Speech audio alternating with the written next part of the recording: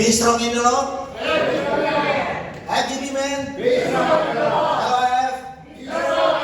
Wow, luar biasa ya pada sore hari ini. Pertama sekali tentu kita mengucap syukur kehadirat Tuhan. Kemudian saya juga mengucap terima kasih kepada Pak Billy Sebastian beserta Ibu dan juga Bapak Ibu sekalian. Terima kasih saya diizinkan untuk berbicara pada hari ini. Ya, kesempatan hari ini. Dan ini adalah satu topik yang menurut saya topik yang tidak biasa-biasa. Topik yang jarang dibahas tapi di YouTube banyak. Ya, di YouTube banyak. Jadi kalau Bapak Ibu Saudaraku, kalau nanti Bapak Ibu mendapatkan apa yang saya ceritakan agak berbeda dari apa yang dipahami selama ini, maka saran saya, anggap saja ini sebagai satu studi banding, satu studi komparasi. Tapi saran saya, jangan lupa ayat-ayat yang ada nanti tolong dicek lagi di rumah. Kan tadi kan Bro Jo senang baca Alkitab juga kan, senang baca buku-buku. Jadi saran saya, ibu-ibu juga, bapak-bapak, tolong nanti dicek lagi ayat-ayat yang saya kupas di sini. Nanti saya masukkan ininya ke grup ya, ke grup. How to live in a new heaven and a new earth. Nah, bagaimana hidup di dalam langit baru? Sebetulnya bukan langit ya, surga yang baru dan bumi yang baru. Cuma terjemahannya bahasa Indonesia kenapa disebut langit, saya juga kagak ngerti itu. Ya, kagak ngerti. Nah, nanti kita akan ceritakan, saya akan kaitkan dengan yang sebelah kanan. Ada hubungannya. Dan pertanyaannya adalah, apa itu langit baru, bumi baru? Kemudian yang pertanyaan kedua, kapan hal itu terjadi? Kapan sih itu terjadi? Kemudian apa hubungan langit pertama, bumi pertama, dan langit baru, bumi baru? Apa hubungannya? Kemudian kita lihat lagi bagaimana hidup di langit baru, bumi baru. Ini ada pertanyaan ini yang coba kita cari jawabannya. Bapak Ibu Saudaraku, di halaman 2, saya mengajak kita semua untuk memahami apa itu arti kata langit dan bumi. Tadi saya sebutkan terjemahannya kurang pas. Sebetulnya bukan langit. Karena heaven itu surga. Heaven actually truly is talk about God itself. Jadi sebetulnya kalau bicara surga, bicara heaven, itu sebetulnya berbicara Tuhan itu sendiri, sebetulnya begitu ya. Sebenarnya begitu. Nah, jadi kita harus lihat ya, Adam ya. Manusia pertama kan Adam, ini nggak bisa dari sini nggak bisa. Adam itu disebutkan dalam bahasa Ibrani-nya artinya apa? The son of the red earth.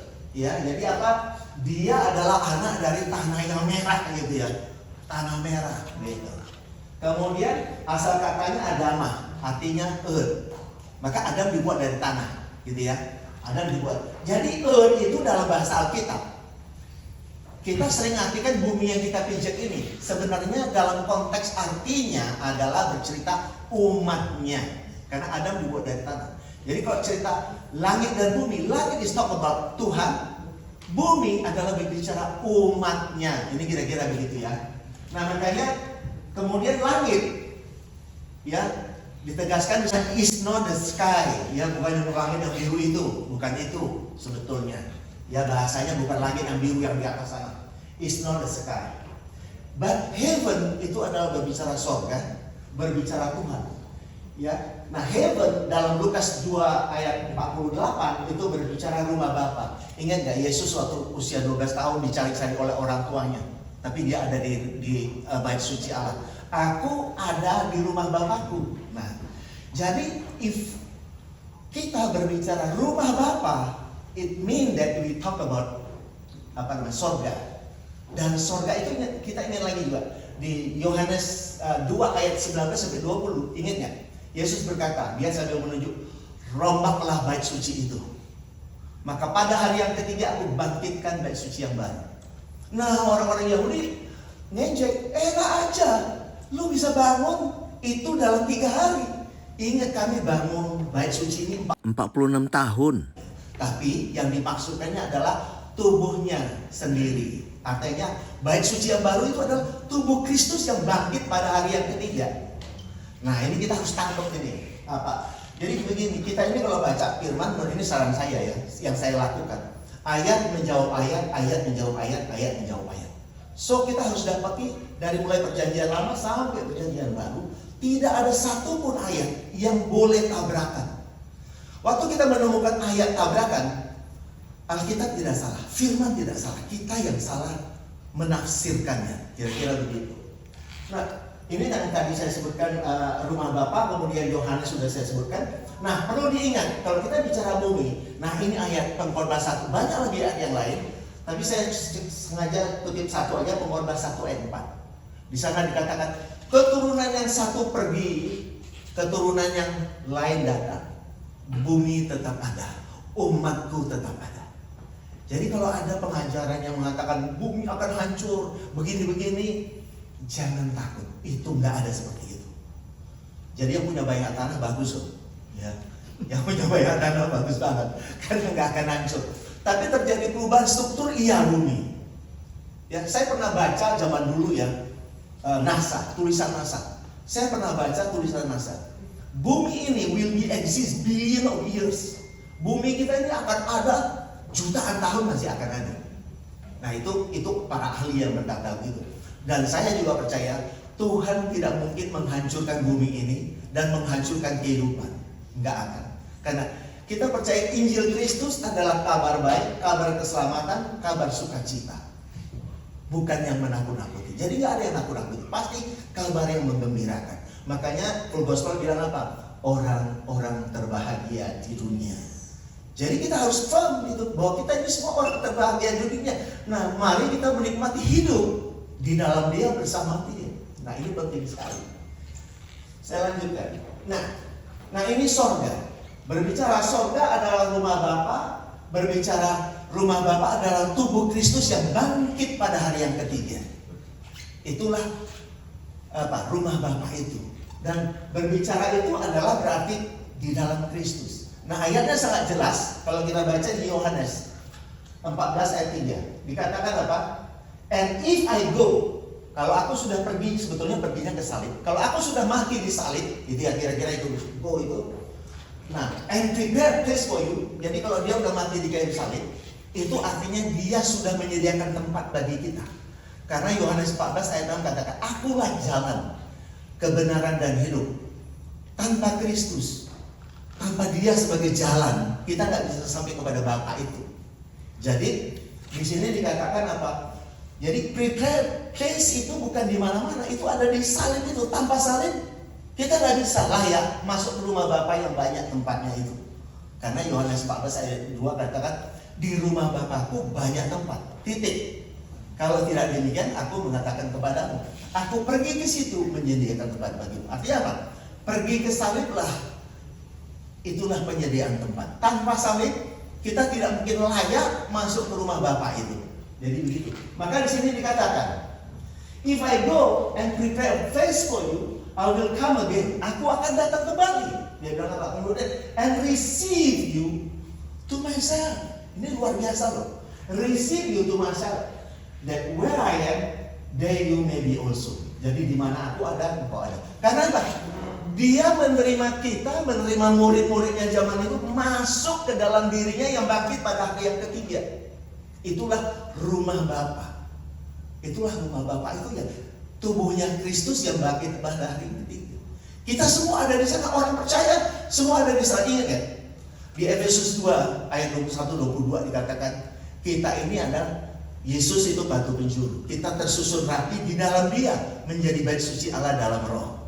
Nah, inilah menggantikan bait suci di kota Yerusalem yang hancur. Yang dikatakan satu batu tidak ada di atas batu lain. Semua akan diruntuhkan. Penggantinya apa? Ya kita. Ini adalah bukan lagi bait suci Allah buatan tangan manusia, karena Tuhan tidak pernah tinggal di bait suci buatan manusia. Tapi Dia ciptakan kita menjadi tubuhnya. Luar biasa banget, ya. Jadi heaven, rumah Bapa itu adalah Kristus itu sendiri. Tubuh Kristus itulah rumah Bapa itu ya Dia. Nah, ini kita perlu pahami. Maka kan kita juga sama-sama paham kan, di Filipi 3 ayat 20 katakan, karena kewargaan kita adalah apa? Di dalam surga. Kita warga negara kerajaan surga, ada amin kan? Jadi gak ada yang bilang, kalau kita gak mau warga negara Indonesia, tapi kita juga warga negara kerajaan surga. Ya itu udah pasti. Kemudian ini luar biasa loh. di Efesus 2 ayat 6, terjemahan apa namanya ini? New Living Translation. For he raised us from the dead. Jadi kita sudah mati dan dibangkitkan ya. Kita sudah dibangkit along with Christ. Jadi kita dibangkitkan bersama Kristus. And we are seated with him. Kita didudukkan bersama dia. In heavenly realm. Jadi di dalam apa? Suasana realitas surgawi. Nah itu di mana? Dia katakan apa? Di dalam terjemahan, all because we are United atau telah bersatu. with Christ. Dahsyat kan? Kita bersatu dengan dia karena kita tadi sudah masuk di rumah Bapa itu. Maka we are one with Christ. Ini dahsyat sekali. Maka tidak heran identitas. Nah ini kita perlu paham banget. Identitas kita adalah manusia baru, manusia spiritual di dalam Kristus Allah yang roh itu. Ini yang perlu kita tangkap. Jadi bahkan di 2 Korintus 5 ayat 16 dikatakan, kita tidak boleh lagi menilai orang menurut ukuran-ukuran manusia. Kenapa? Karena kita telah menjadi manusia baru sebenarnya. Banyak orang tidak mengerti bahwa mereka telah menjadi manusia baru. Karena waktu Yesus bangkit dari kubur, itu kita diciptakan di dalam dia. Efesus 2 ayat 10 katakan juga begitu. Kamu buatan Allah, diciptakan di dalam Kristus. Nah ini dahsyat sekali. Jadi kita ini telah menjadi manusia baru di dalam dia, bukan di luar dia. Karena di luar dia kita tidak bisa berbuat apa-apa. Hanya di dalam Kristuslah kita memiliki kedamaian, ketenangan, gitu ya. Damai sukacita itu ada di dalam Kristus itu. So be happy dalam hidup kita karena kita ada di dalam dia. Gitu. Nah saya lanjut.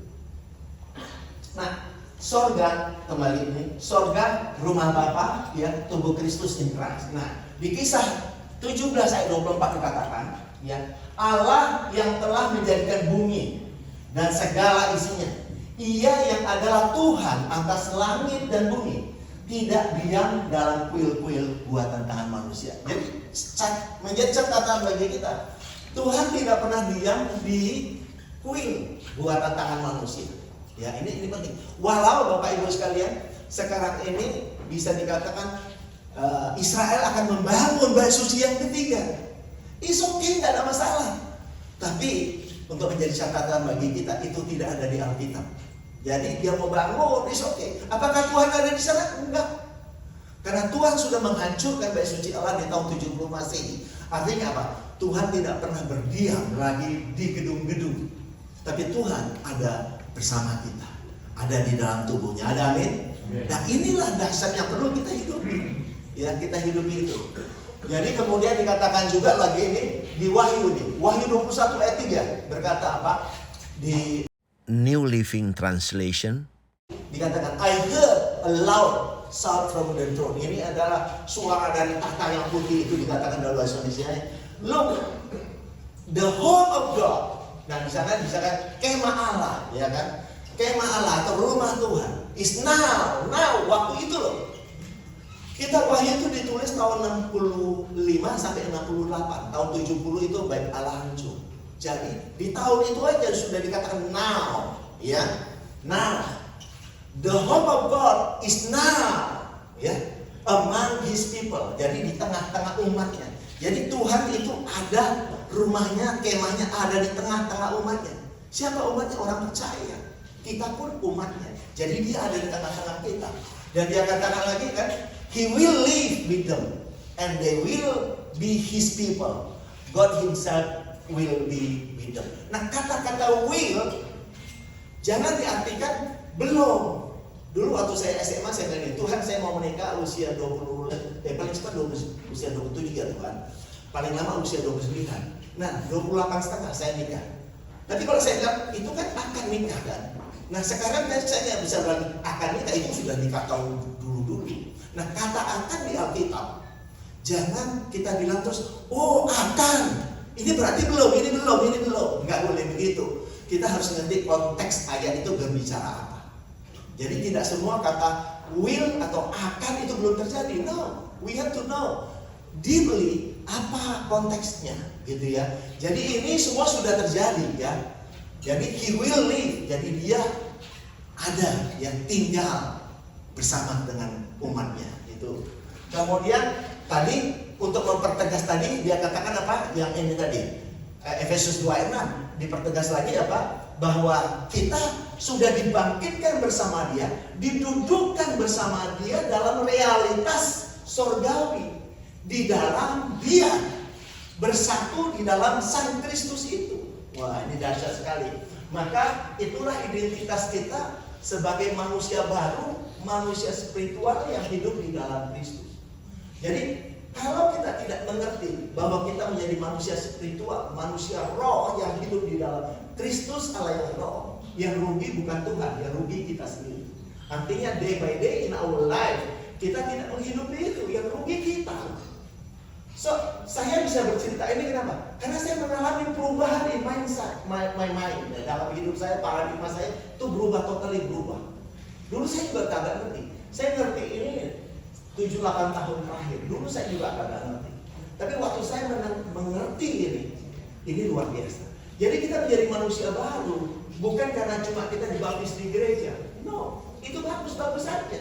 Tapi yang penting adalah kita mengertinya, bahwa kita telah mati bersama dia, bangkit bersama dia, dan hidup di dalam dia. Nah, ini yang luar biasa Bapak Ibu. Jadi kita hidup di dalam dia itu. Nah, ini konteks yang paling perlu kita pahami, yang kita hidup di dalam hidup. Nah, ini saran saya. Kalau saya nih Bapak Ibu sekalian melihat Alkitab, saya harus melihatnya sebelum salib, salib dan setelah salib. Jadi kita harus, kalau Bapak Ibu bisa ngerti, ini sebelum salib, ini disalib, ini setelah salib. Satu lagi yang gak pernah diajar selama kita ini adalah kehancuran bait suci Allah. Jadi ini momentum penting ini, yang ini akhir zaman yang bait Allah hancur itu momentum penting. Karena inilah dikatakan di Ibrani 10 ayat 9 katakan apa? Aku datang. Itu berbicara tentang Yesus ya. Aku datang untuk menghapus yang pertama, menghapus perjanjian yang pertama, menghapus ikatan perjanjian antara Tuhan dengan manusia yang pertama, dan untuk menegakkan yang kedua. Apa yang pertama? Yang pertama adalah ikatan perjanjian antara manusia dengan Tuhan yang diatur oleh hukum Taurat. Itulah perjanjian lama. Relasinya terjadi apa? Sesuai dengan ritual-ritual hukum Taurat yang terselenggara di dalam bait suci Allah di kota Yerusalem. Nah, inilah yang telah berlalu. Jadi aku datang untuk menghapus. Nah, bayangkan tuh, menghapus yang pertama. Yang pertama itu adalah ikatan perjanjian yang pertama itu dihapus, untuk menegakkan yang kedua, yaitu ikatan perjanjian yang baru. Perjanjian yang baru di mana kita dengan Tuhan relasinya dalam roh dan kebenaran. Nah, ini ada dua hal yang berbeda kalau kita melihat sebelum salib, selama masa transisi 40 tahun sampai kehancuran bait suci Allah. Nah, relasi kita dalam roh dan kebenaran. Kalau di sini relasinya adalah harus ada darah. Nah, ini kita perhatikan di perjanjian lama. Ikatan perjanjian antara Tuhan dengan manusia sah kalau ada darah binatang. Nah, itu. Tapi perjanjian baru beda. Darahnya darah Kristus, bukan darah binatang. Ikatan perjanjian oleh darah Kristus. Nah, inilah perjanjian yang baru. Ya, perjanjian yang baru itu oleh darah Kristus. Relasinya dalam roh dan kebenaran. Kalau di perjanjian lama atau ikatan perjanjian yang pertama, itu ikatan perjanjian yang diatur oleh ritual-ritual hukum Taurat yang diselenggarakan di dalam bait suci Allah. Dan itu semua telah berlalu, sudah dihapus. Nah, ini harus kita tangkap, nanti kita lihat relasinya. Nah, ini penting sekali. Kalau saya belajar, saya melihat ini, konteksnya ini, sebelum salib dan setelah salib, pasti akan lebih mudah dipahami. Nah, ini lebih dalam lagi, lebih masuk lebih dalam. Nah, ini saya gambarkan kepada Bapak Ibu. Lihat ini adalah langit pertama, bumi pertama yang hitam. Di sana ada langit baru, bumi baru. So, sesuai dengan definisi kita di atas tadi, langit is not talk about the sky, bukan. Dan earth juga bukan berbicara tanah ini, bukan. Jadi langit atau heaven atau surga berbicara Tuhan. Ya, Earth itu berbicara umatnya. Kira-kira begitu ya Bapak Ibu. So di sini langit pertama, bumi pertama, yaitu apa? Yaitu ikatan perjanjian yang pertama antara manusia dengan Tuhan, di mana relasinya diatur oleh hukum Taurat yang diselenggarakan di Bait Suci Allah. Dan ini semua telah berlalu secara de jure. Itu tetelestai waktu Yesus di kayu salib, betul? Tetelestai, it is finished, gitu. Tapi orang tidak mengerti it is finished yang apa. Sampai the last time, the last moment, akhir zamannya terjadi, yaitu zamannya berakhir, yaitu dengan di wipe out, dengan dihancurkannya Bait Suci Allah tahun 70 Masehi, ya di bumi hanguskannya kota Yerusalem, ya di tahun 66 sampai tahun 70, di bumi hanguskan kota Yerusalem, dan Bait Allah dihancurkan oleh Jenderal Titus pada zaman itu. Maka dengan hancurnya Bait Suci Allah, maka totally hukum Taurat sudah tidak bisa diapa-apakan lagi. Tidak bisa praktek potong binatang. Dulu kan tiap tahun mereka potong binatang untuk penebusan dosa. Nah, nggak boleh lagi karena Yesus sudah mati di kayu salib. Jadi itulah perjanjian lama dan satu lagi perjanjian yang baru. Maka di sini dikatakan langit baru, bumi baru. Nah, kalau kita ingat di Wahyu 21 ayat 1 katakan, aku melihat langit yang baru, bumi yang baru. Langit yang pertama, bumi yang pertama telah berlalu. Laut pun tidak ada lagi. Dulu saya kagak ngerti itu. Nggak ngerti sama sekali. Nah, ternyata apa? Aku melihat langit yang baru, bumi yang baru. Jadi di sana dikatakan Yohanes menulis itu, dia sudah melihat sesuai dengan kitab Yesaya 65, ya. Dia cuma mengulang lagi itu sebetulnya. Melihat apa? Melihat perjanjian oleh darah Kristus. Ya, oleh darah Kristus kita diciptakan baru di dalam Dia, dosa kita sudah selesai dalam Dia, dan relasi kita dalam roh dan kebenaran. Itulah langit baru, bumi baru.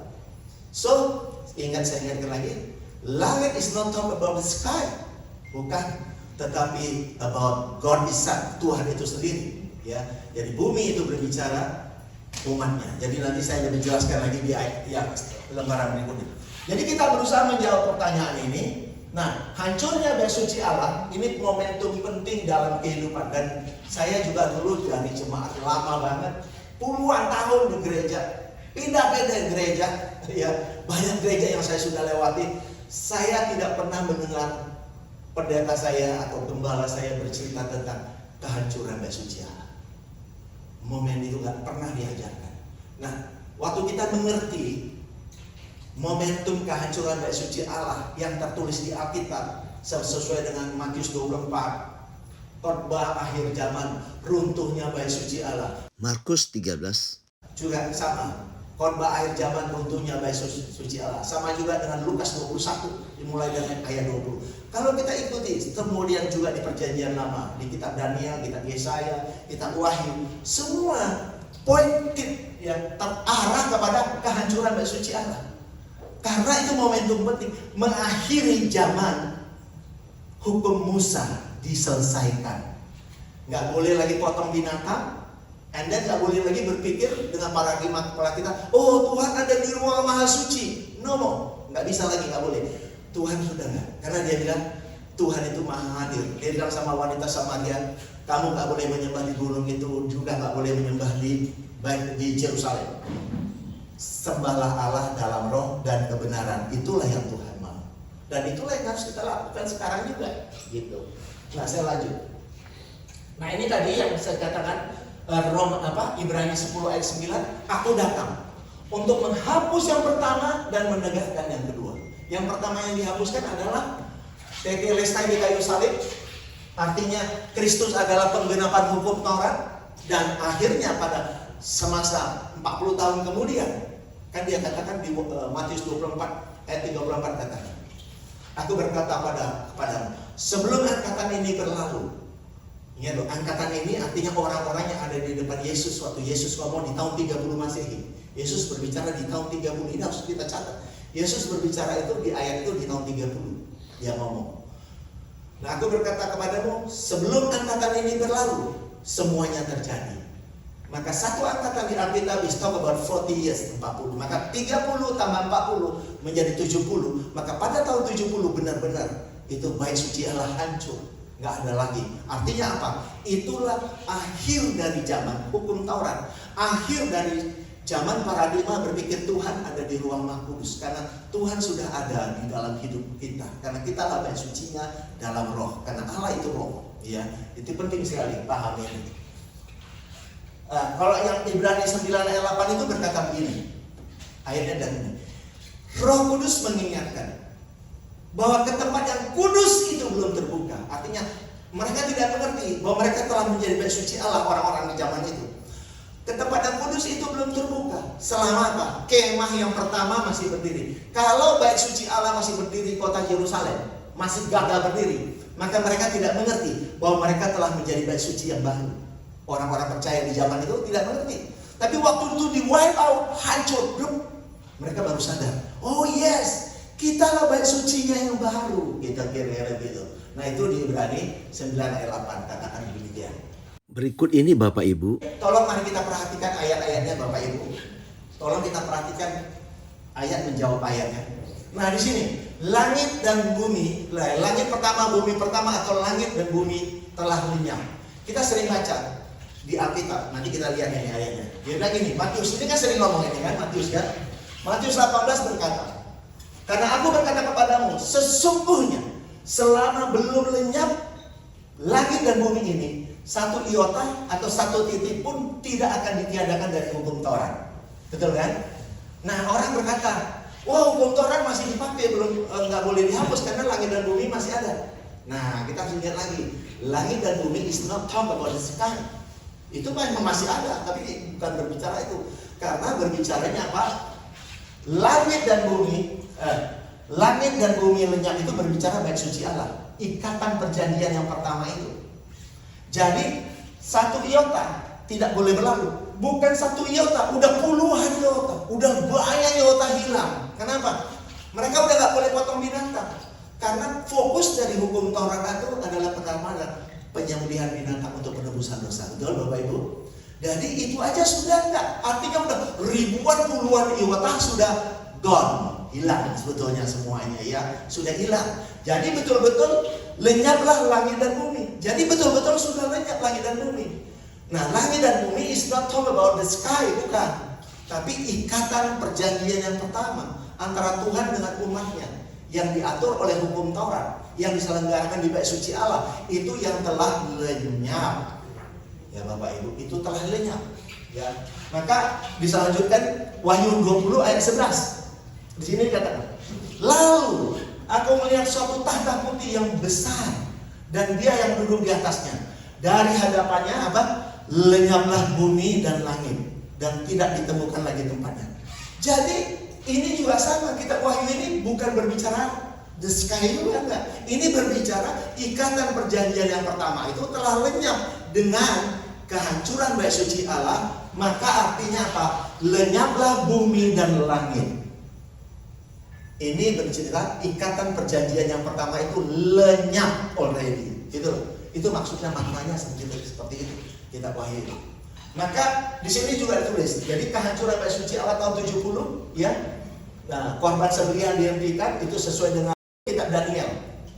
Daniel 9 ayat 27. Kemudian 2 Petrus 3 ayat 10 berkata, tetapi hari Tuhan akan tiba. Nah, waktu itu ini ditulis tahun 50-an, 60-an Bapak Ibu. Tahun 50-an, 60-an Masehi, ya. Sebelum hancur bait suci Allah tahun 70. Maka dia tulis ini. Pada hari itu, ini luar biasa. Pada hari itu langit akan lenyap. Nah kan luar biasa. Langit akan lenyap dengan gemuruh yang dahsyat, dan unsur-unsur dunia akan hangus dalam nyala api, dan bumi dan segala yang ada di atasnya akan lenyap. Nah ini bukan berbicara unsur-unsur bumi yang sekarang ini, bukan.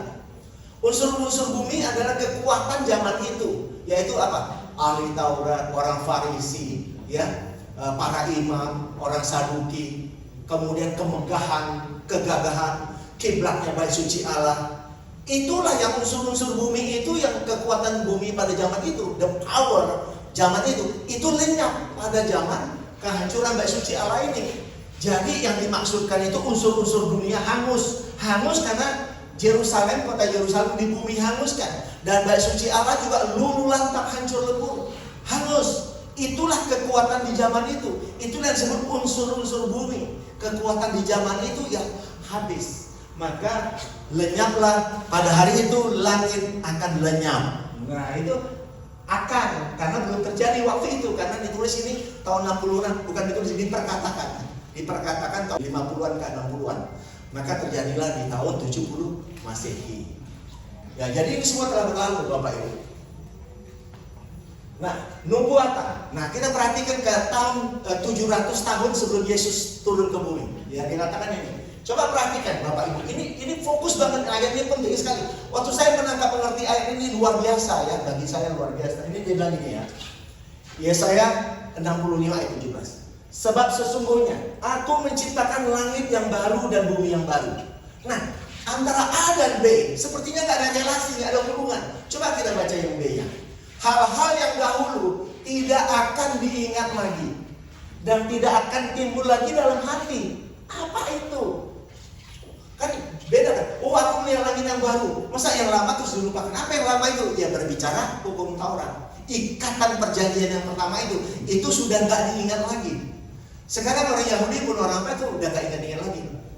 Ya udah hancur itu udah. Kita pun apalagi kita yang tidak mengalaminya. Mereka saja sudah tidak mengingat, apalagi kita, gitu ya.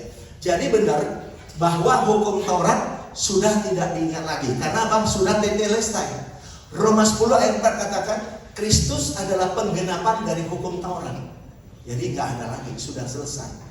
Jadi maka Yesaya 65 ayat 17 berkata itu adalah langit yang baru, adalah ikatan perjanjian yang baru.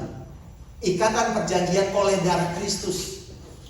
Ya, kita relasinya dalam roh dan kebenaran yang terjadi di tubuhnya. Nah, itulah yang 700 sebelum Yesus belum lahir itu sudah diomongkan.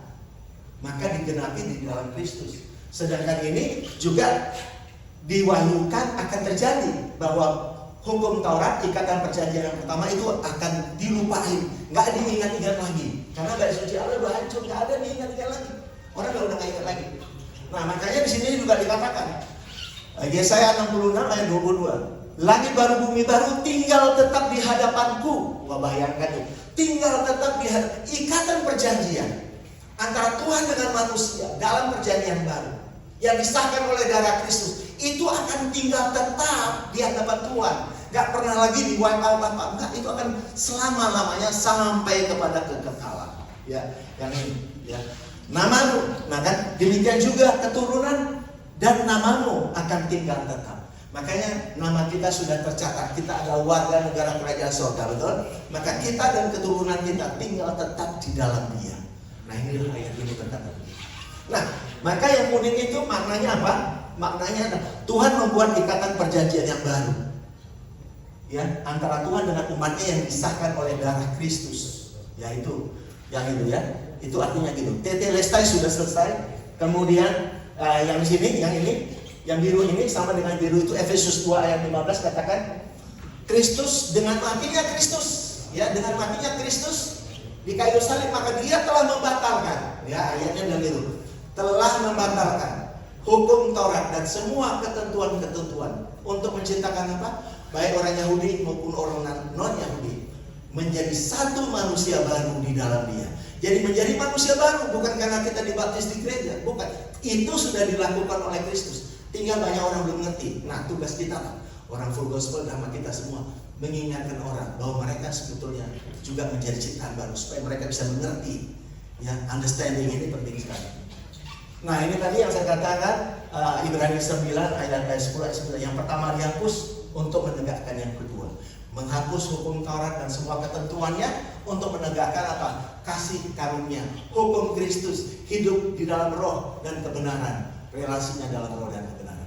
Di dalam tubuhnya kita bersatu dengan Dia. Inilah yang ditegakkan untuk selama-lamanya sampai kepada kekekalan. Nah, ini lagi kita lihat ayat ini. Ayat yang tadi masih yang nubuatan. Kita lihat relasinya sama Wahyu 21 ayat 1. Jadi semua ayat menjawab ayat. Ya, ini sama. Kemudian 2 Petrus 3 ayat 13 katakan, tetapi sesuai dengan janjinya kita menantikan. Nah, Kita menantikan langit yang baru dan bumi yang baru di mana terdapat kebenaran. Nah, kalau dikatakan kita menantikan, jangan di dalam pikiran kita Bapak Ibu, wah belum, masih nanti, itu kan masih menantikan. No. Ini ditulis, saya katakan lagi, ditulis di tahun 50 sampai tahun 60-an. Nah, pada tahun 70 itu adalah penggenapannya, pemahaman, pengertiannya itu sempurna waktu bait Allah hancur.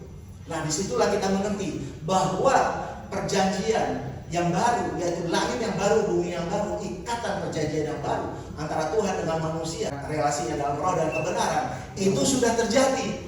Jadi kita sudah hidup di dalam itu ini. Nah, maka kita tarik Bapak Ibu yang tadi Yesaya 65 ayat 17 sama dengan Wahyu 21. Coba kita lihat persamaannya. Ya. Di sana yang kuning sama yang kuning, coba yang sama kuning kan sama langit yang baru, bumi yang baru. Terus yang biru sama yang ini, yang biru. Sebab langit yang pertama dan bumi yang pertama telah berlalu. Jadi ikatan perjanjian yang pertama antara Tuhan dengan manusia, yang relasinya diatur oleh hukum Taurat yang diselenggarakan di dalam bait suci Allah, itu telah berlalu, betul-betul telah berlalu. Karena di sini yang paling sering banget dari kita semua, yang paling sering ke Yerusalem, kayaknya Pak Agus Mata deh. Pak Agus Mata paling sering. Pasti bait suci udah nggak ada lagi, udah nggak ada ikatan. Jadi benar ya. Nah, dan laut pun tidak ada lagi, Bapak Ibu. Kalau dikatakan laut pun tidak ada lagi, jangan kita bilang Pak Girisan di Ancol masih ada laut, di Laut Cina Selatan masih ada laut. Bukan. Laut itu bercerita kalau di dalam bait suci itu, di depannya bait suci itu ada kolam, ada itu tempat pencucian, cuci tangan. Kalau tuh mereka harus cuci basuh dulu, baru boleh masuk ke dalam bait suci. Kalau nggak basuh mereka mati gitu. Mati itu para imam. Jadi bait suci ini sudah tidak ada lagi. Yang ini dibilang laut pun tidak ada lagi. Artinya apa? Waktu kita sudah menjadi manusia baru di dalam dia relasi dalam roh dan kebenaran, maka tidak ada kematian lagi. Kita tidak pernah mati lagi loh Bapak Ibu. Bapak Ibu, kita dan anak cucu kita tidak pernah mati lagi. Meninggal ya. Nah, meninggal sama mati itu beda. Kalau mati itu artinya tidak memiliki relasi sama Tuhan. Meninggal ya dikubur, dari tanah kembali ke tanah. Ya, itu. Jadi mati adalah kita tidak akan pernah mati lagi.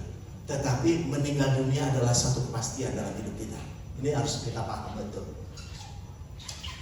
Ya, ini udah mau berakhir. Kemudian, ya, langit baru bumi baru secara de facto ya digenapi di tahun 70 dengan dengan bait suci Allah, di mana di langit baru bumi baru, ya, perjanjian yang baru, zaman baru, zaman kasih karunia, hukum Kristus akan going on selama-lamanya. Ya, akan selama-lamanya dalam hidup kita seperti itu. Sampai anak cucu kita, cicit kita terus. Keturunan yang satu pergi, keturunan yang satu datang, bumi tetap ada, umatnya tetap ada. Ya, itu.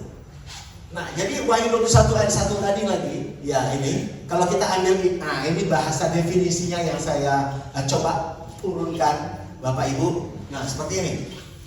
Jadi kalau kita berbicara langit baru dan bumi baru adalah apa?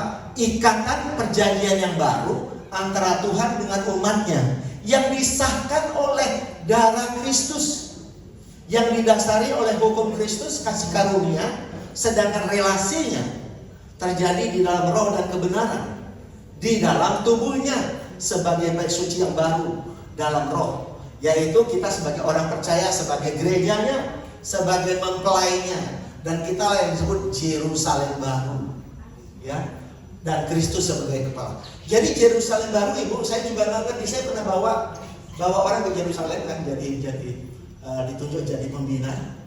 Saya buat lagu itu, bawa lagu itu, oh Yerusalem, wah, jadi ngebayangkan waktu itu tahun 2017 saya ke sana. Saya masih ngebayangkan, oh Yerusalem, kota yang baru kudus itu, saya masih ngebayangkan kota yang fisik. Ternyata tidak, Bapak Ibu. Nah, Wahyu 3 ayat 12 katakan, barang siapa menang, ia akan menjadikan soko guru di dalam bait suci Allahku. Nah, bait suci Allahnya udah bercinta tubuh Kristus. Dan dia tidak pernah keluar lagi dari situ. Dan dia kuberi nama yang baru, yaitu apa? Nama yang baru yang turun dari Allahku, yaitu apa? Yerusalem baru. Maka Wahyu 21 ayat 2 juga berkata, aku melihat kota yang kudus turun dari sorga, dari Allah, yaitu Yerusalem baru. Kota yang kudus Yerusalem baru, turun dari Allah, dari sorga, yang berhiaskan bagaikan mempelai perempuan. Nah, kalau bercerita berhiaskan bagaikan mempelai perempuan, itu kota fisik atau kita? Kita, it's talk about us sebagai orang percaya. Ada amin Bapak Ibu? Itulah kita, identitas kita. Kitalah Yerusalem baru itu. Kitalah tempat Allah berdiam. Kita ini sebagai umatnya. Kira-kira begitu. Nah, langit yang pertama, bumi yang pertama, ya, adalah apa? Ikatan perjanjian yang lama, atau ikatan perjanjian yang pertama antara Tuhan dengan umatnya, yang disahkan oleh darah binatang, di mana relasinya diatur oleh ritual-ritual hukum Taurat yang terjadi di dalam bait suci Allah di kota Yerusalem. Nah, laut pun tidak ada lagi, artinya apa? Bahwa di dalam Kristus sudah tidak ada kematian, tidak ada korban apapun, ya, karena kita sudah bersatu dengan Dia. Jadi ini indah sekali. Waktu saya mengerti Bapak Ibu, maknanya ini luar biasa. Karena gini, kita harus mengerti bahwa Alkitab itu berbicara hal-hal yang sifatnya rohani. Nah, ini harus kita tangkap. Alkitab berbicara hal-hal yang sifatnya rohani, bukan bercerita fisik sana fisik sini, enggak.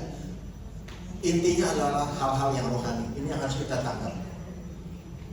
Nah, kesimpulan Bapak Ibu terakhir ya, kesimpulan terakhir berarti happiness ya. Nah, di sini Alkitab berbicara hal rohani, ini harus kita paham. Jadi kalau pikiran kita ngebayangkan isi Alkitab terus kalau yang lain-lain, itu kita salah mengerti. Alkitab berbicara hal yang rohani, karena Allah itu roh, kita pun telah menjadi manusia roh di dalam Dia. Kemudian Injil Kristus adalah kabar baik, kabar keselamatan, kabar sukacita, bukan kabar yang menakutkan. Juga dapat kita simpulkan bahwa kehidupan di langit baru, bumi baru bukanlah sesuatu yang masih kita tunggu-tunggu.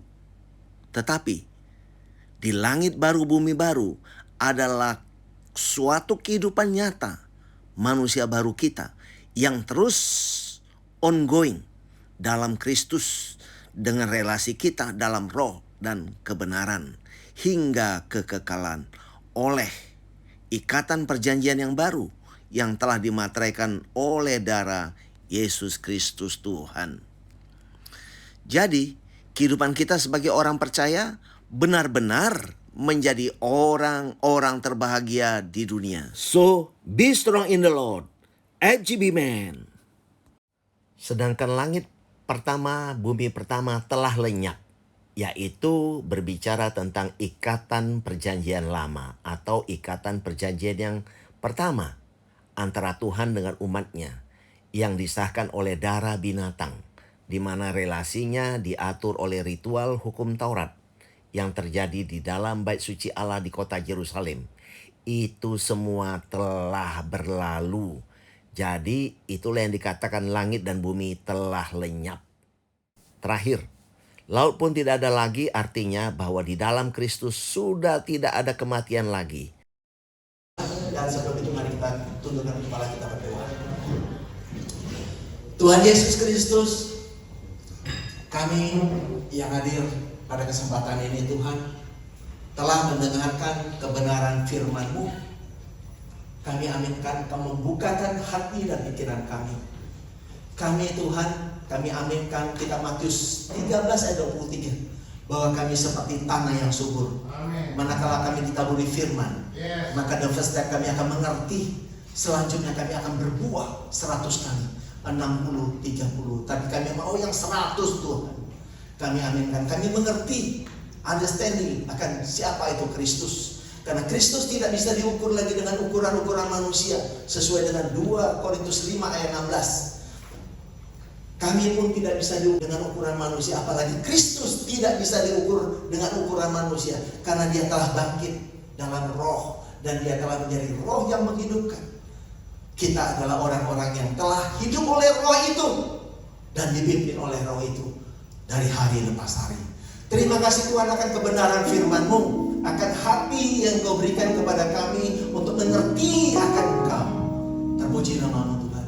Kami aminkan juga kami semua bersama dengan anak cucu menantu keluarga semua. Kami aminkan, kami semua sehat di dalam Engkau.